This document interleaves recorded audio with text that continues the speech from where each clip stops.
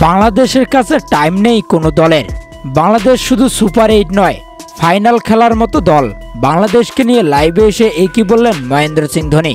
হ্যাঁ দর্শক, বিস্তারিত জানতে ভিডিওটি না টেনে সম্পূর্ণ দেখতে থাকুন। টসে হেরে আগে ব্যাট করতে নেমে সাকিবের দুর্দান্ত ইনিংসে 20 ওভারে 5 উইকেট হারিয়ে 160 রানের বিশাল লক্ষ্য ছুড়ে দেয় বাংলাদেশ। এক সময় মনে হচ্ছিল এই টার্গেট অনায়াসে করে ফেলবে নেদারল্যান্ড। ঠিক সেই সময় 1 ওভারে জোড়া উইকেট তুলে নিয়ে বাংলাদেশকে ম্যাচে ফেরান লেগ স্পিনার রিশাদ হোসেন।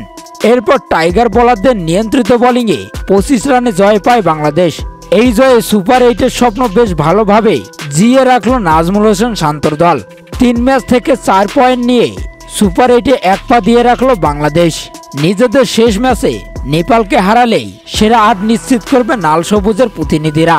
গুরুত্বপূর্ণ এই ম্যাচে সাকিবের ব্যাটে ঝড় এবং বল হাতে দুর্দান্ত ছিলেন লেগ স্পিনার রিশাদ হোসেন।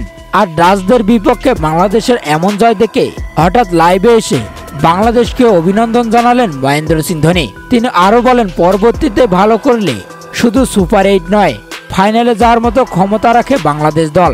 তাই পরবর্তী ম্যাচগুলোর জন্য রইল শুভকামনা। বাংলাদেশের জয়ে এমন কথাই বললেন মহেন্দ্র সিং ধোনি।